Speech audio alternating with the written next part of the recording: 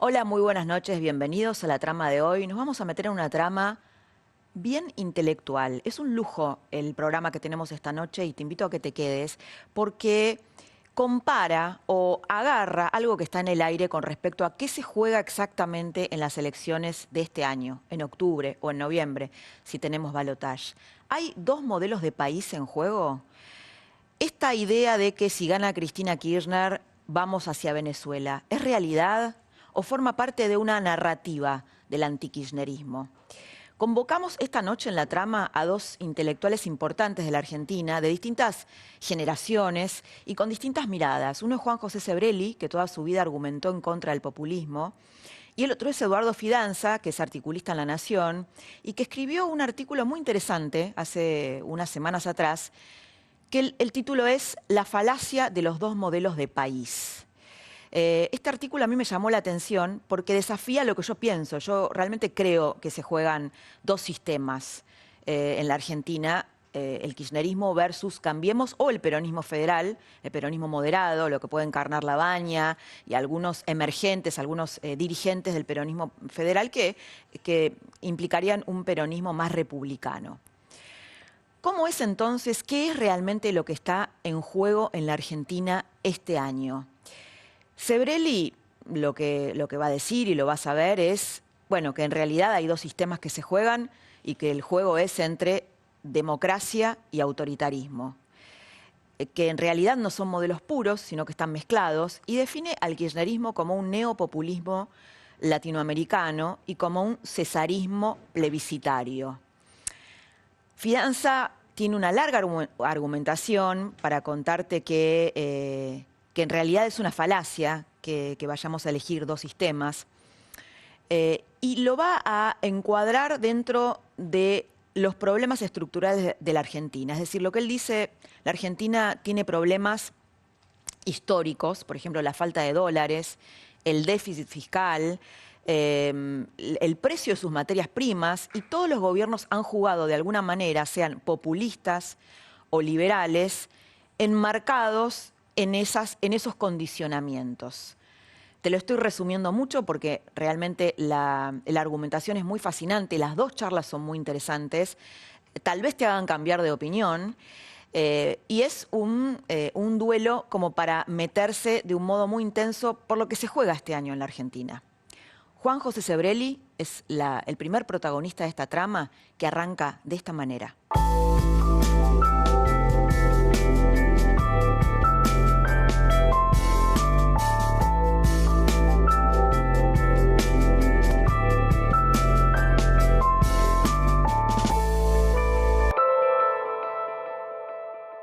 Juan José, muy bienvenido esta noche en la trama. Gracias. Un lujo que estés acá con nosotros.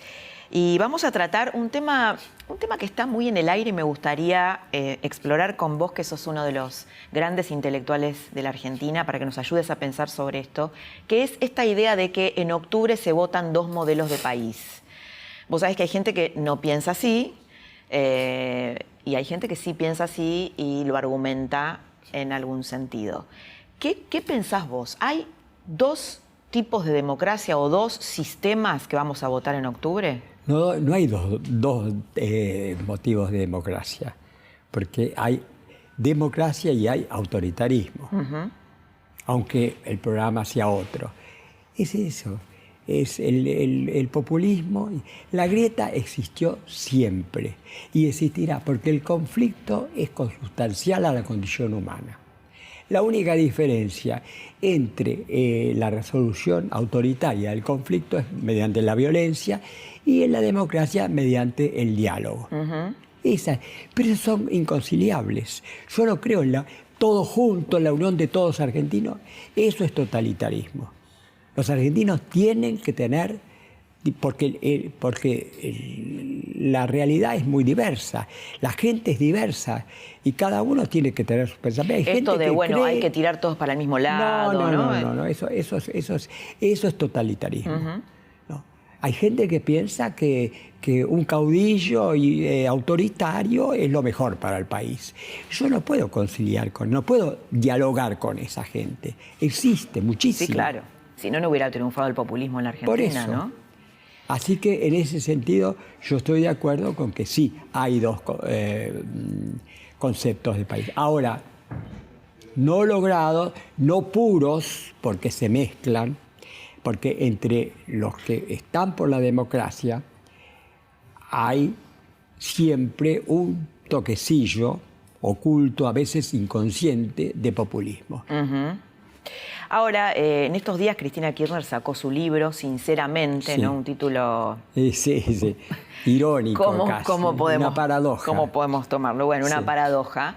Y dice ahí, bueno, ella dice en el libro y ha dicho, y su gente lo dice, que en realidad está como la Cristina buena, ¿no? Aparece la Cristina buena, sí. la Cristina que quiere un modelo como Portugal, como el socialismo de Portugal. O sea, en ningún momento dice vamos al chavismo, por lo menos en el discurso. Pero ella siempre, en el momento que está en baja, trata de adoptar. Es una gran actriz. Uh-huh. ¿No? Es una gran actriz, no hay vuelta, una gran actriz. No, es una actriz de radio, como fue su profesora, una actriz de teleteatro y nada más, pero lo hace bien. Sí, lo hace. Bueno, convence. Convence. Lo que pasa es que en general, no digo el pueblo argentino, sino todos, hay una predisposición en la condición humana de ser más creyentes que dubitativos. La duda es una cosa que es casi, se puede decir que es un privilegio de los intelectuales. La gente en general tiende a creer. Uh-huh. Y si no triunfarían, como no se divulgarían los fake news que hoy están uh-huh. de moda, uh-huh. ¿no? La contraverdad, eso es lo que hoy está, siempre estuvo, pero hoy más que nunca porque tienen el medio de los grupos sociales y las redes sociales que son un principal difusor de eso. ¿Cómo imaginás un eventual gobierno de Cristina Kirchner que aterroriza a muchos, ¿no? Pero bueno, digo, ya que estamos hablando de que hay dos modelos, ¿cómo sería? Algunos que dicen, bueno, si logran, imagínense, imaginémonos a Cristina presidente y Kicillof ministro de Economía, y bueno, en pocos meses es Venezuela. Uh-huh. Ahora, está la otra alternativa que yo creo que Cristina se va a presentar, porque a mí no me gustan las profecías, menos en un país como este, que todo cambia día a día. Sí. ¿No? Pero en realidad no sé si son proyecciones, ¿no? De algo que también pasó. Yo creo que de acuerdo a la personalidad de ella, de jugadora, que dobla la apuesta cuando está perdiendo, se va a presentar. Y creo también que difícilmente gane. Y está la otra perspectiva, que es la que puede ganar, que es la perspectiva del peronismo bueno, uh-huh. el peronismo democrático, llamémosle, aunque es un oxímoron. La palabra, es un oxímoron, sí. Bueno, sería, pongamos, Labaña, uh-huh. que sería hasta ahora el candidato. Sí, Labaña puede ganar con ese engaño, pero a los 3 meses va a ser un caos total. Va a ser un caos total porque Labaña no tiene un grupo propio, ni un partido, ni nada. Bueno, lo tiene a Moyano, a Barrio Nuevo, ¿no? Pero tampoco tienen nada. Son una conjunción de personajes que quieren unirse para ganar. Uh-huh. Es el único. No presentan ningún programa, nada. Lo único es ganar. Para eso sirve Labaña. Es un poco Labaña al gobierno y el peronismo al poder. Pero el peronismo no es el peronismo de Perón. Podía tranquilamente suplantar a Cámpora, y lo hizo. Pero ahora, ¿quién lo suplanta a Labaña si gana? Labaña no tiene la suficiente fuerza para ser un líder carismático. Uh-huh. No lo es, ni lo va a poder ser. Sí, es extraño el liderazgo, ¿no?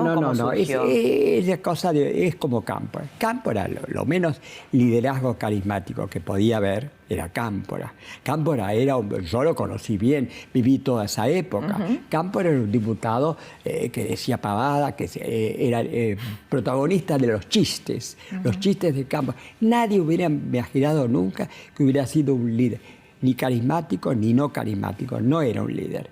Y ganó. Uh-huh. Bueno, ahora puede también ganar Labaña. Pero el día que, cuando ganan, los que hicieron, los que le armaron esa coalición, esa pseudo coalición, van a exigir cada uno su propio país. Y además están todos difieren entre sí. Todos difieren entre sí. Ahora se lo ocultan más o menos. Pero imagínate, Massa no se va a aguantar no meterse. Sí, todo el mundo va a querer hacer lo suyo y no los va a poder conciliar. Bueno, cerca de Cristina también, ¿no? En la fuerza de Cristina en Unidad Pero la fuerza Ciudadana. de Cristina es muy chiquita y muy fanática. Sí, pero por ejemplo, a ver, Alberto Fernández es un hombre que no está de acuerdo con la reforma constitucional que plantea la Cámpora, ¿no? Que lo ha escrito incluso en sus páginas. Esa es el verdadero pensamiento de Cristina. Lo que piensa la Cámpora, Grabois, la Cámpora, Grabois, esta reforma para cooptar la justicia. Sí. No, y para terminar con los medios, lo primero que va a hacer Grabois va a tomar los canales. El primer día toma todos los canales y después van a intervenir y después se acabaron los canales independientes. Eso lo primero que tiene que hacer, porque ella no puede gobernar con los canales. No, lo que quería decirte es que tanto en el peronismo federal, como vos bien lo señalás, en el peronismo que está alrededor de la Baña, como dentro de Cristina, del cristinismo, digamos, también hay dos miradas de países distintas, ¿no? Porque alguna gente que la rodea a ella, no sé si Alberto Fernández querría ir hacia Venezuela, no lo sé, pero entiendo que no. No, pero bueno. Sí, los más allegados a ella. En este momento, Grabois y la Cámpora. Eso es Cristina. ¿Cómo evalúas la Fernández figura? Aparece a último momento. Sí. Era un antikirchnerista, un anticristinista. Un anticristinista, claro, era un nestorista. Sí. Nestorista, por eso. Y eso se va a dar, esa grieta se va a dar. No bien tomen el poder. Es decir, hay grieta dentro de la grieta. Grietas. Cualquiera de las alternativas que ganen, el resultado va a ser caótico. Ahora, dentro de Cambiemos, también hay dentro de Cambiemos, ¿no? Hay cierta prolijidad por ahora. En lo político, muy prolijo. En lo económico, decididamente un fracaso, ¿no? Ya no hace falta decirlo. Pero bueno, con un segundo mandato, a lo mejor encuentran el camino correcto. Pero políticamente son más correctos. Sí, tienen una mirada más uniforme, ¿no? De país, uniforme. De una aspiración a una democracia liberal. Y tienen un programa de país, la República, eso lo tienen. Los otros no lo tienen, porque el verdadero pensamiento de ellos es el populismo autoritario y demás. Y no lo dicen, no lo pueden decir. Así que, como vos decís, no sabemos cuál de las dos vías va a triunfar, si la kirchnerista pura o la más moderada, tímida. Sí. ¿Por qué pensás que con todos estos argumentos que vos estás dando hay muchos periodistas, intelectuales, que creen que esta idea de que si gana Cristina vamos a Venezuela es un relato del antikirchnerismo para meterle miedo a la gente? ¿Hay un argumento en ese sentido? Bueno. No hablo de gente kirchnerista, sino de análisis que dicen, bueno, esto es un argumento del antikirchnerismo. Pero Cristina se considera, es partidaria no solamente de Chávez, sino que sigue apoyando a Maduro. Y elige como lugar de retiro, y que va a ser su lugar de destierro, sin duda Cuba, porque ya Venezuela es demasiado caótica. Así que, ¿por qué pensamos que va a ser otro? Es muy coherente la política. Ella tiene un discurso coherente. Le acusan a Macri de no tener. Ella sí lo tiene. Ella lo tiene perfectamente coherente. En los últimos años, la ¿no? Línea... Porque antes no era así. Sí. Son muchos años ya que está en el gobierno. La línea Irán, Cuba, Venezuela y demás son los países amigos de ella. ¿Por qué pensamos que va a gobernar de forma distinta? Juan José, hay una parte del libro de ella en donde le hace una crítica a la política económica de Macri, pero para los votantes de Macri, ¿no? Ella le dice, Macri podía haber haber desarrollado un capitalismo apoyándose en el sector agroexportador y poniendo retenciones escalonadas, pero eligió el caranchismo financiero. No, bueno, yo no soy economista, no me voy a meter en detalles, pero yo tengo otra teoría, que lo que le pasa a la Argentina le está pasando en menor medida, porque la Argentina ya venía mal desde hace 80 años, a los otros países menos, pero no solo a los países de América Latina. Un ejemplo inmediato, el suicidio de Alan García. Alan García era un hombre fundamental en Perú, tuvo 2 veces gobierno, el primero populista y el segundo democrático liberal, y era un hombre inteligente. Se mató porque sabía que no podía hacer nada, Yo creo que en el mundo hay una concepción casi sociológica y filosófica en general sobre el mundo actual, sobre el mundo de Occidente. Oriente es otra cosa, Oriente está en otra. Es una crisis total del sistema que llamamos occidental. La democracia, los partidos democráticos fracasan no en América Latina, sino en Europa, en los países que eran el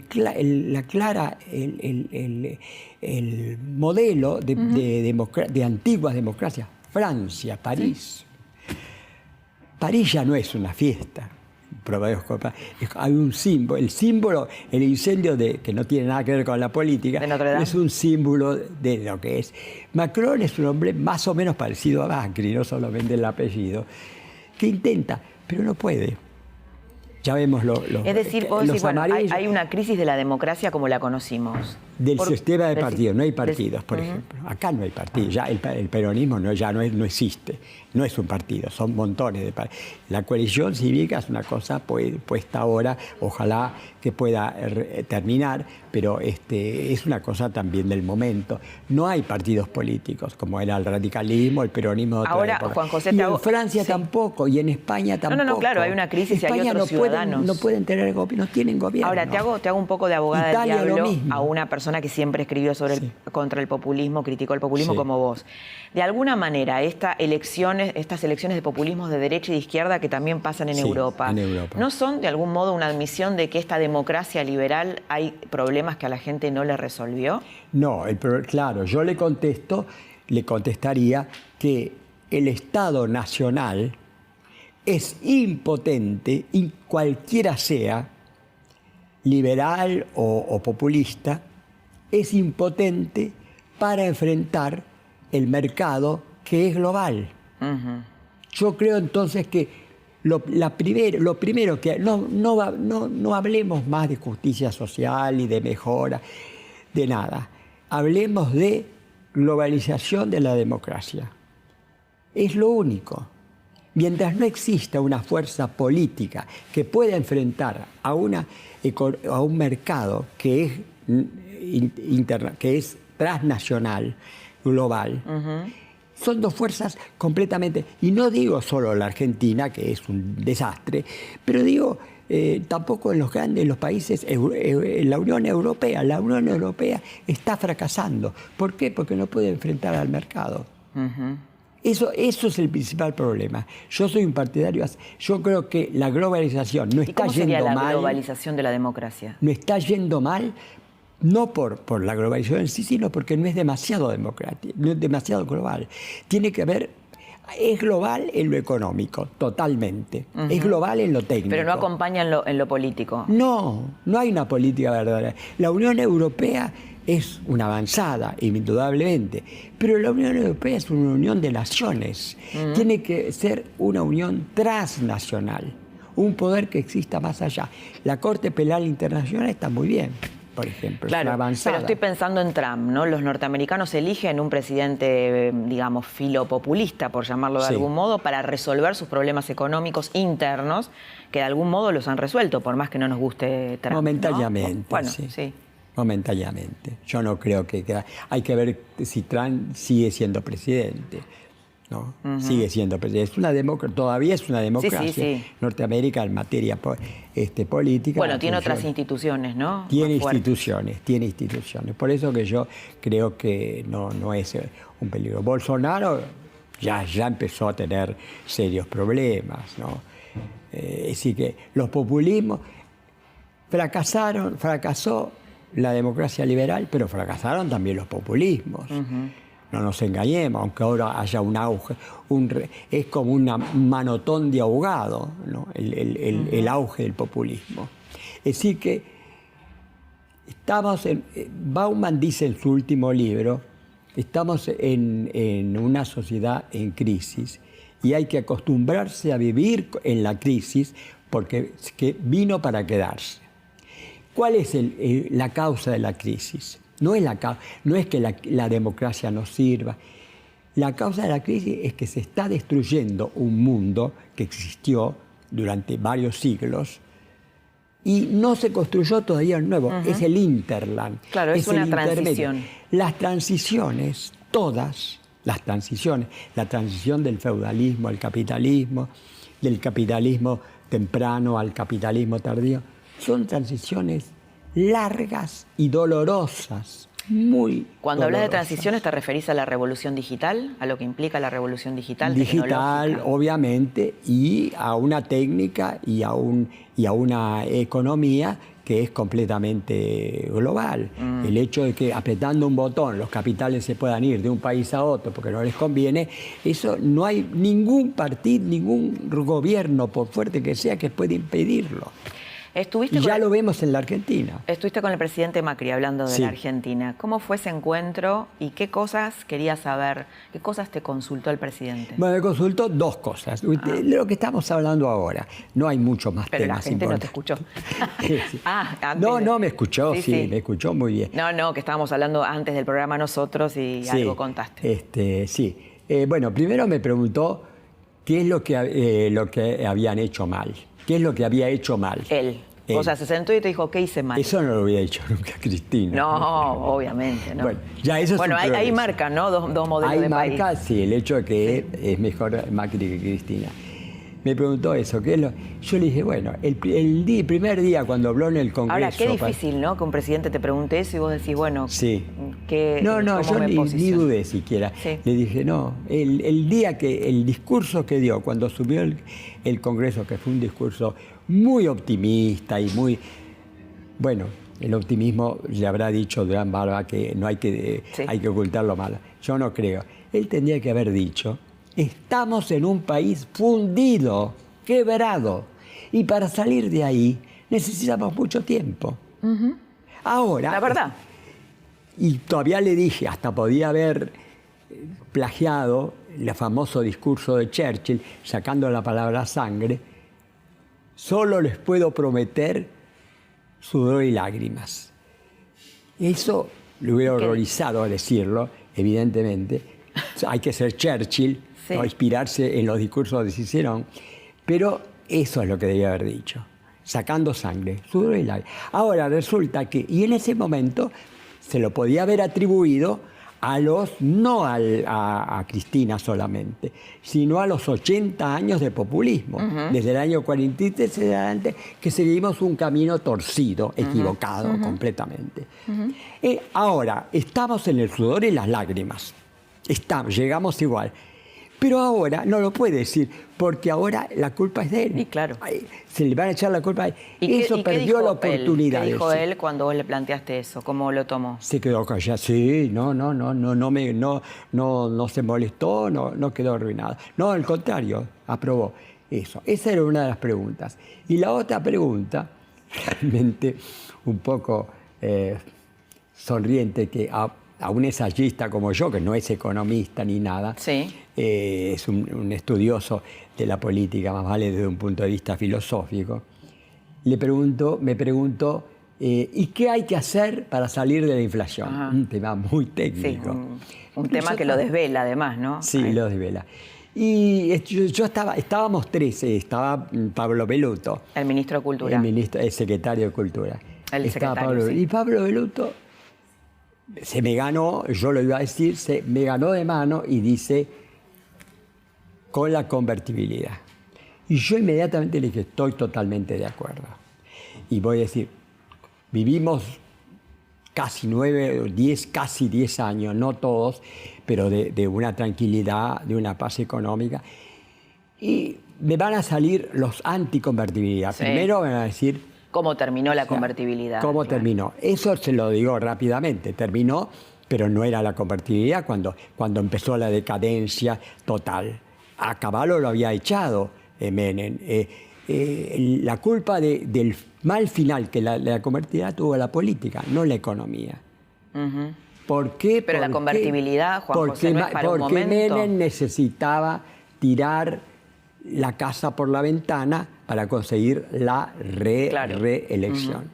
Y la convertibilidad tiene que ir acompañada con una política fiscal muy moderada, muy equilibrada, no con un déficit fiscal. No hay políticas económicas buenas con déficit fiscal, ninguna, pero tampoco la convertibilidad. Esa es la causa. ¿Y qué dijo parece. el presidente cuando se mencionó la palabra convertibilidad para domar la inflación? ¿Qué dijo? No, sí, se cayó la boca, no se molestó, ni pero no dijo que estaba de acuerdo, en desacuerdo, nada. No, se cayó la boca. Y segundo, lo que quería decir es que uno de los candidatos con más posibilidades en las elecciones actuales, que es Labaña, que es para mí uno de los que tiene más posibilidades. Cristina se va a presentar, seguro, porque es la personalidad de ella, es la jugadora que apuesta, cuanto peor le va, apuesta el doble. Pero no va a ganar. Porque yo creo... ¿Y si no gana, se termina el kirchnerismo o el cristinismo? No, gana el peronismo, que es más o menos... ahí voy. Yo al respecto, ¿por qué no va a ganar Cristina? Y yo recuerdo siempre una frase brillante de uno de mis políticos preferidos del siglo XX, que es Felipe González, y que es brillante en los análisis políticos. Felipe González dijo una vez, los argentinos tienen la predisposición a correr desenfrenadamente hacia el abismo. Y cuando llegan al borde se paran. Entonces yo digo, bueno, ahora estamos corriendo desenfrenadamente al abismo, indudablemente. El hecho de que una de las candidatas con posibilidades sea Cristina es correr hacia el abismo. Espero cuando llegue al abismo se paren. Pero lo que iba a decir espera que termino esto, la que yo iba a decir, pero el que sí tiene posibilidades es Labaña. Labaña. Pero Labaña tuvo los primeros meses o años, no sé, del kirchnerismo, económicamente terminó con la inflación. Bueno, de hecho, Labaña es el que denuncia pero la cartelización de la obra pública, por dos cosas. Primero, porque el René le había hecho la tarea sucia, había hecho la devaluación más sangrienta de la historia argentina del siglo XX. Nunca hubo otra devaluación como la de él, nunca. La gente se calla la boca y cree que Duhalde fue el salvador del incendio. Duhalde fue el que incendió y después apareció el bombero pirómano. Bueno, y hubo unos años de convertibilidad oculta, de convertibilidad que no osa dar su nombre. Solamente cambió el 1-1, que era un disparate ya a esa altura. Por el 1-3. Por el 3-1, o el 1-3. Claro. Exacto. Y logró años de descanso. Entonces, aunque sea por humo para salir de esta situación, no veo otra salida más que la convertibilidad. Dije, no hay. Bien, para despedirte, Juan José, quiero mostrar tu libro que es El malestar de la política, que ganó un premio, Sí, el Premio Nacional, el Premio Nacional de Literatura. este año. Brevemente, ¿qué contás acá? Bueno, hago todo una recopilación de las distintas teorías políticas que ha habido desde Maquiavelo en adelante, hasta Keynes, Marx, por supuesto, Kant, Hegel. Y el último capítulo, que es el que yo le recomendé, yo se lo llevé a Macri, este libro, y le recomendé que leyera el último capítulo, que se llama La difícil democracia. Y le dije que ahí estaba mi concepción, una democracia sin mitos. no los mitos de que con la democracia, los mitos del Alfonsín, que la democracia se cura. No es cierto. Lo prueba él mismo como terminó con su concepción democrática ilusoria. La democracia es muy difícil y hay que tomar en cuenta muchos aspectos al mismo tiempo. No es fácil, pero esa es la única salida. ¿Lo leerá, crees, el presidente? Esperemos, ¿no? Esperemos. Por lo menos escucha. Escucha. No hay vuelta de hoja. Juan José, muchas gracias por haber estado esta noche. Gracias a vos.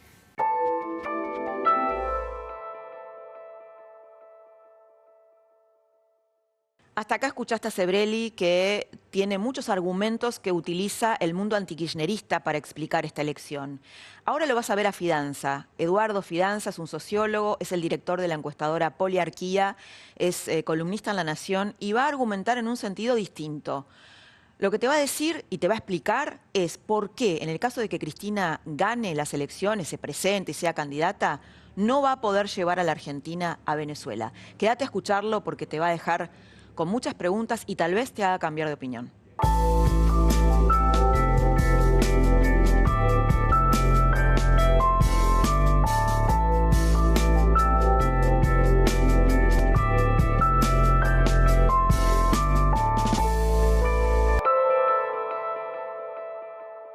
Eduardo Fidanza, muy bienvenido esta noche a La Trama. Un placer. Muchas gracias por haberme invitado a este programa. Ya que yo voy poco a la televisión. Sí, pero bueno, nosotros hemos hablado muchos años sobre notas y cosas, y hacía mucho que no hablábamos. Bueno. Y me pareces una persona sumamente lúcida, original, y que plantea cosas por fuera de la grieta. Y por eso también te convocamos esta noche, porque la pregunta que nos hacemos es, ahí está muy instalado de que este año elegimos dos modelos de países. Y hay argumentos de un lado y del otro. Y vos escribiste una columna que a mí me gustó mucho en La Nación hace un par de semanas atrás, donde decía la falacia de los dos modelos de país, algo así, ¿no? No sé si era exactamente así, pero algo así. Eso se llama así. Bien. ¿Por qué la falacia? Ya que me das la oportunidad de ampliar, porque en 5.000 caracteres hay que condensar mucho, te diría esto. Cuando yo digo dos modelos de país, es una interpretación que le da mucho peso a la economía. Uno puede decir, bueno, por cierto, la sociedad no es solamente la economía, pero a mí me parece que la economía tiene un peso importante. Diría esto, la economía y en relación con la economía las políticas públicas. Yo lo que sostengo es que si miramos la historia argentina de las últimas décadas, yo te diría es más claro eso desde 1930, cuando Argentina pierde su estatus privilegiado en el comercio mundial por la crisis de los términos de intercambio. Uno que encuentra allí, encuentra que en la sucesión de gobiernos, unos de ideología liberal, otros podemos decir, para simplificar, pero en términos generales de ideología más populista. Bueno, eso es lo que supuestamente se elige, ¿no? Exactamente, este año. Esto que llamamos los dos modelos de país. Sí. Uno lo que ve es un rango muy amplio de debates, de pasiones y de desacuerdos en el registro que podríamos llamar ideológico. Sí. Como que hay escuelas distintas, visiones distintas. Por cierto, esto abarca no solamente la economía, sino el conjunto de la sociedad. Creo que eso incluye una interpretación sobre lo que es la democracia, las instituciones, pero también claramente la orientación económica, que uno la podría distinguir entre lo que llamaríamos orientaciones pro mercado y orientaciones pro Estado. Ahora, digamos, el populismo más orientado al pro Estado y la democracia liberal al pro mercado. Ahora, este rango de polémicas ideológicas muy apasionadas, muy intensas, muy negadoras de la presencia del otro, cuando uno va al nivel de las políticas públicas que aplicó este país, vas a encontrar un rango mucho menor de disidencias, porque las políticas públicas y las políticas económicas, y sobre todo a partir del 30, antes también, pero a partir del 30 se encuentran con problemas estructurales de este país, a los cuales tienen que enfrentar con una caja de herramientas o de instrumentos que no son muy distintas. ¿Por qué? Por ejemplo, la falta de dólares. Claro, exacto, porque yo digo, síntoma, en determinado momento del ciclo económico argentino, el país se queda sin financiamiento en dólares y no puede resolver cómo financiarse. Entonces, la fuente de financiamiento puede ser la deuda externa, la fuente de financiamiento puede ser la emisión y, por cierto, la inflación. Bueno, podría ser la generación genuina de riqueza, ¿no? Pero no le alcanza. No le alcanza, porque básicamente tiene un sector dinámico, generador de divisas, que es el sector agropecuario, que sin embargo es un sector dinámico que no es tomador de fuerza de trabajo. Mientras que tiene la industria, que siempre está más protegida, que es ofertadora de puestos de trabajo, pero digamos que no ha tenido la capacidad, la posibilidad de que se diseñó la sustitución de importaciones, de tener un nivel competitivo internacional. Es decir, a ver, Eduardo, para sintetizar lo que vos estás diciendo, vos decís que hay una Argentina que tiene problemas estructurales, económicos, que los viene arrastrando. No lo digo, eso los tiene. Durante décadas. Lo dijera yo y no fue así. Y que esa limitación estructural, de algún modo, le pone un límite a la cuestión política. Así, y le pone un límite a la divergencia ideológica. A la divergencia ideológica. Y hace que... Ahora, hay no sé si leíste, algunas partes del nuevo libro de Cristina, sinceramente, ¿qué te parece? No, todavía no el título. Me parece muy controvertido. ¿Cómo es ella? Como es ella, ¿no? Exacto. Y además de puño y letra, sinceramente. Ella dice algo que a mí me llamó la atención, porque es una crítica hacia, te diría, los votantes de Macri, no hacia sus votantes. Ella dice, Macri podría haber hecho un capitalismo, el desarrollo del capitalismo, disciplinando al sector agroexportador a través de retenciones escalonadas, pero eligió el caranchismo financiero. Sí, la liberación financiera. Claro. Sí. Digamos, porque Macri vino a hacer esto, ¿no? Vino a desarrollar un mercado. ¿Por qué no pudo hacerlo? No, a ver, yo no puedo juzgar eso. Ahí vos tenés, dentro de lo que es mi hipótesis, unas políticas públicas que se sucedieron. Es cierto que Macri, fiel a su orientación hacia el mercado, impulsó la liberalización de los mercados financieros, le quitó retenciones a la minería, le quitó retenciones al agro, pero a la vez implementó una política que se llamó gradualismo, que implicaba, y yo creo que eso fue una idea bastante interesante, que implicaba el hecho de que había que modificar conductas de la sociedad en relación a la etapa anterior y que eso no se iba a lograr de un día para otro. Un paradigma de eso fue un aumento escalonado de las tarifas, una corrección, digamos así, o la intención de corregir el déficit fiscal, que después hay que ver si se logró, etc. Ahí vos volvés a ver un mix entre medidas liberales y medidas más pausadas. Y ahora, yo no quisiera que esta hipótesis hubiera confirmado de esta manera. ¿Cuál es el programa o el mini programa para llegar a las elecciones? Una forma de control de precios,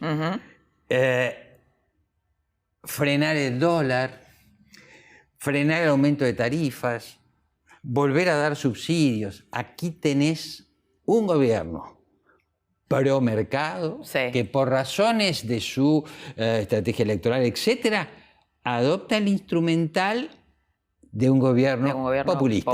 Bueno, este es el punto. Ahora, ese es un plano, sí, ¿no? No, estaba pensando en esto, ¿no? Porque alguien que te escucha también podría decir, bueno, pero a ver, Cristina, por ejemplo, nosotros teníamos soberanía energética, la perdimos durante el cristinismo, un déficit fiscal gigantesco, y en este gobierno...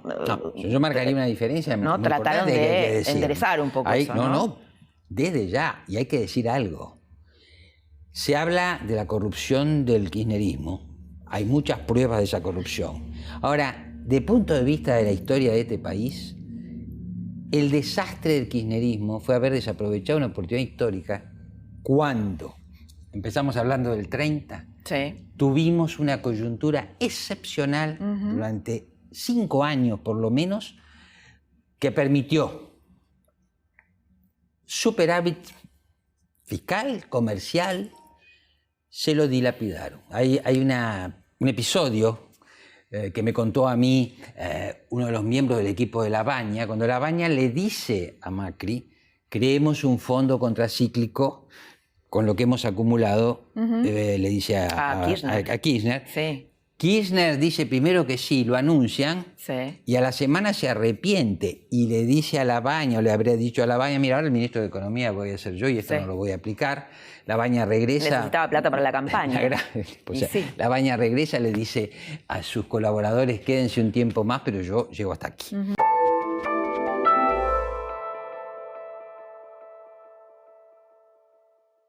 Ahora, Eduardo, te traigo al terreno estrictamente político, ¿no? Digamos, vos entonces no pensás que podríamos ir al chavismo si Cristina vuelve a ganar las elecciones. No. ¿Por qué? No pienso eso, y además, vamos, ya que recordaste esta columna, vamos a otra columna que yo escribí después, que la titulé Cristina, realidad política o ilusión demoscópica.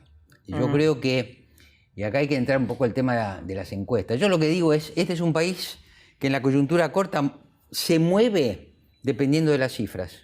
Todos los días el riesgo país, todos los días el valor de la tasa de interés, todos los días la popularidad de Macri y de Cristina en su intención de voto. Es un país entregado a las cantidades y no a las calidades. Ahora bien, de estos valores numéricos, uno de los proveedores principales es lo que se llama la demoscopía, o sea, la ciencia, o la parte de la ciencia política que se dedica a los estudios de opinión. Me parece, yo lo sostengo ahí, sobran encuestas, falta análisis sociológico de la política. Se suele decir, la encuesta es una foto. Un sociólogo, que también le recomiendo a tus televidentes, Pierre Bourdieu, escribió una vez una nota, un artículo, se llama La opinión pública no existe. Dice, hay tres problemas de la opinión pública. Uno es que muchas veces las encuestas ponen la agenda. Cuando yo pongo... Pero, Eduardo, no entiendo eso que tiene que ver con que no vamos al chavismo. ¿Sabes por qué? No. Porque se está suponiendo que, porque va con un poco de ventaja en las encuestas, Cristina va a ganar las elecciones. Esto es un supuesto de las encuestas que ponen la agenda, como decía Bourdieu. Que crea realidad. Crea realidad. Porque yo voy a mencionar a una persona que yo quiero y estimo mucho. ¿Por qué no ponemos Macri contra Facundo Manes? Ya que está, si Cristina no dijo que iba a ser candidato, Manes pero tampoco. A ver, suponete que vos decís que es muy difícil que ella gane, ¿esto es lo que decís? Creo que es difícil que gane porque para ganar no se requieren solamente encuestas. Se requiere abundante financiamiento.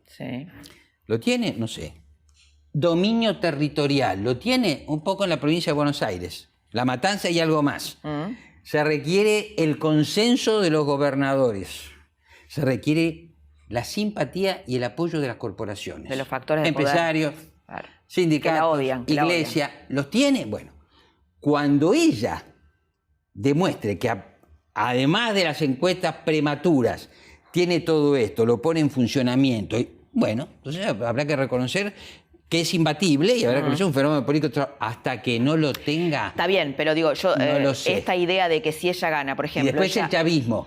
Claro, ella ha dicho, bueno, que no está en algunos discursos, que la división de poderes es obsoleta.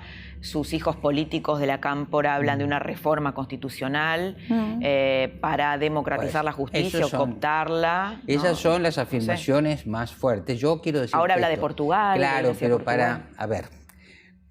para que Cristina nos llevara al chavismo, hay que suponer que los otros no juegan. No juega la situación política internacional, no juega el hecho que tenemos al FMI adentro y si lo sacáramos afuera, Argentina se queda sin financiamiento. Acá hay un punto importante en este debate que apasiona de la grieta. Esta es una situación crítica. El país es un paciente que está con un respirador artificial que se llama Fondo Monetario. Se lo sacan y fallece, o se lo sacan y tiene una crisis terminal. No tiene acceso a financiamiento internacional y por lo visto con el riesgo país donde está no lo va a tener por ahora. De manera que la Cristina que llegara Es una Cristina llena de restricciones, en una sociedad, y hoy viene la modernidad de la Argentina, en una sociedad con bastante desarrollo, con oposición, con una cantidad de cosas. Y agrego. Claro, y no va a tener las condiciones excepcionales que tuvo en los 5 años que gobernó. Y agrego algo que es lo siguiente. Si vemos la trayectoria de Cristina, tampoco vamos a encontrar una persona que vulneró los preceptos claves de lo que podríamos llamar la democracia electoral. Respetó, por más que en su libro creo que dice, bueno, yo me fui para que los argentinos no se cansen de mí, no, se fue porque tuvo que acatar la norma, ¿no es cierto?, por el cual no podía ser reelegida. Mantuvo abierto... Quiso reformar, ¿no? Quiso ir a la Cristina, pero no logró. Mantuvo abierto las cámaras, aseguró la libertad de reunión y asociación, presionó al periodismo, pero todos pudieron emitir sus opiniones. Chávez venía de un intento de golpe de Estado. Las condiciones son las otras. La sociedad venezolana es otra. A mí, querés que te diga, lo voy a decir en corto. Decir que nos va a llevar a Venezuela es meter miedo y es ponerla a Cristina, a mi modo de ver, por interés, en el escenario rentable, como yo digo, de los buenos contra los malos, ¿no es cierto? Entonces la ponemos ahí, como le interesa a mucha gente. Es Durán Barbista. No voy a mencionar. La ponemos ahí porque necesitamos al malo, porque nosotros somos los buenos. La verdad, me parece poco imaginativo y no me parece muy responsable. Pero claro, eso es ir en contra de las cosas que más se dicen, de las cosas que más se analizan. Sí, las que más rinden, ¿no? Las que más rinden. Pero es una idea que la gente prende mucho. ¿Sabes por qué prende? Porque nos sentimos cómodos en posiciones más fundamentalistas que abiertas. Pero hay una cuestión, y ahora enlazo con otra cosa que yo estuve pensando. La Argentina carece, la dirigencia argentina, los gobiernos carecen de lo que yo llamo superyo administrativo. Es decir, esto no es solamente Fianza siempre mezclando el psicoanálisis. Bueno, pues ¿sabes qué pasa? Ideología ya hablamos, tenemos política. En otros países se discute, pero resulta que hay un nivel que se llama la administración pública, con expertos que no permiten que la discusión ideológica se traslade a la cuestión administrativa. Y yo de ahí digo esto. ¿Por qué los Kirchner hicieron lo que hicieron, lo que hablamos? Y Evo Morales a la izquierda y Sebastián Piñera a la derecha no se lo permitieron. Porque hay una conciencia administrativa. Y de la conciencia administrativa... ¿Una burocracia administrativa? Hay una burocracia, por supuesto, ¿no es cierto? Entonces hay. Ahora, Argentina tiene que resolver cuestiones. No es que la burocracia administrativa te tiene que llevar a los brazos del Fondo Monetario o tiene que significar que triunfen las políticas que propugna el señor Esper. No. La conciencia administrativa depende de una orientación ideológica general y de unos consensos políticos por el cual vos te das determinados lineamientos a mediano plazo. Bueno, tenemos mucha ideología, tenemos poca política, si política es el logro de algunos consensos básicos, y tenemos cero administración. La última, como para terminar esto de los consensos, ¿sí? Hay algunas cosas que circularon de la conversación entre Macri y Lustó en los últimos días, donde supuestamente Macri le dice a Lustó que no sabe cómo bajarse, ¿no? De su candidatura. Supuestamente, es lo que es. Yo no estuve ahí. Bueno, pero ha circulado eso. ¿Es viable o te parece, ya que vos decís, bueno, no creo que este país pueda salir adelante si gobierna alguno de los dos jefes de la grieta, este plan que circuló de Macri dando un paso al costado y dejando o a María Eugenia Vidal o a Larreta como candidatos? No lo sé. Digo, ¿podría funcionar como lo que estás diciendo de La Baña o no? No lo sé. Es una de las posibilidades que se barajan en la charla que damos nosotros. Sí. Es uno de los escenarios llamado, como el periodismo lo ha bautizado, el plan B corta. El plan B corta, sí.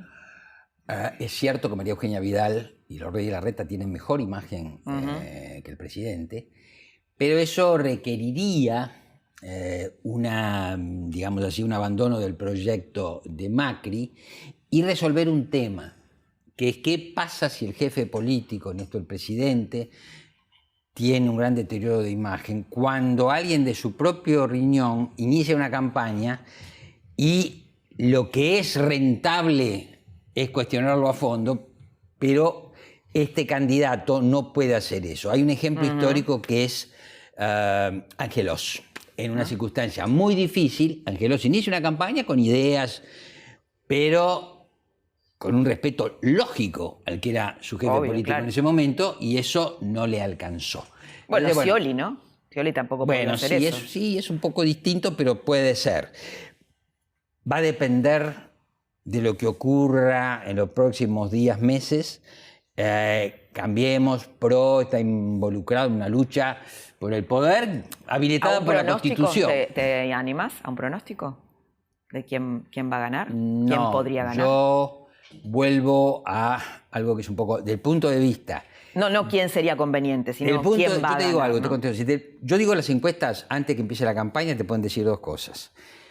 ¿Cuánta gente va a votar a la oposición y cuánta gente va a votar al oficialismo? ¿Y cuántos indecisos? ¿Cómo? ¿Y cuántos indecisos? Sí, y eso está a 60 y a menos de 30. Lo otro es lo que llamamos, ¿usted va a votar seguro a fulano? Puede ser que lo vote, no lo va a votar nunca. El peronismo federal tiene menos votos seguros, pero mucho más votos probables que los otros dos. Quiere decir que su techo es más amplio. Eso es porque su opción no está tan polarizada y hay mucha gente, vuelvo, que no quiere entrar en la grieta. Tiene que resolver su interna, pero yo le asigno chances. Tampoco se las quito al gobierno, que se reivindica como que sabe hacer campaña, pero sí la economía y sobre todo la inflación no revierten, va a ser muy difícil encontrar razones para votar a Macri. Y ahí yo le veo al presidente otra dificultad, que no se la debemos atribuir, tiene que ver con su historia. Sí. Los empresarios en el gobierno se llevan bien con coyunturas tranquilas, o con el deseo de progresar, o con expectativas positivas, porque la gente dice, bueno, un empresario es eficiente, es moderno, sí, va pero al además mundo, este presidente no se lleva bien con los empresarios, ¿no? ¿Cómo? ¿No se lleva bien Macri con los empresarios? No, pero yo me refiero el votante con un presidente empresario. Sí. Tengo expectativa de progreso y este hombre, cuando las expectativas se revierten, la situación se vuelve dramática y la gente empieza a sentir que pierde su capacidad económica. ¿Sabes lo que te dicen los focus? El presidente es un empresario. Dice, los empresarios ajustan el país y el presidente ajustan sus empresas. El presidente va a hacer lo mismo con el país. O sea, eso que era un poco como en las parejas, ¿no? Eso que primero era un valor, después se convierte en un disvalor. Eso que te seducía es lo mismo que te genera rechazo porque vos tenés temor.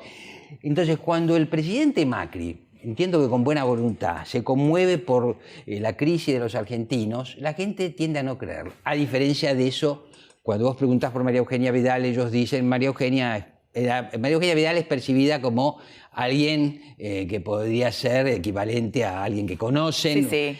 Macri pertenece al mundo de los poderosos. Eduardo, siempre un placer escucharte. No, pero un gusto. Muchas gracias. No, gracias a vos.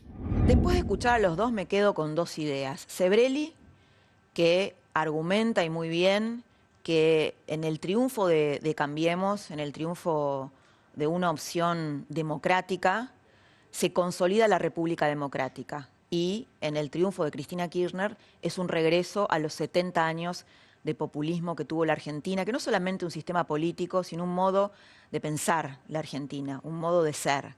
Y por otro lado, Eduardo Fidanza, que tira la muy interesante idea de que sin la construcción de consensos es muy difícil sacar este país adelante y que ni Cristina Kirchner ni Macri, por el nivel de rechazo que generan, pueden garantizar la construcción de esos consensos que después se vuelcan en la economía. Dos ideas para que te quedes pensando. Yo te espero la próxima semana en otra trama del poder para seguir pensando en la Argentina. Que tengas muy, pero muy buenas noches.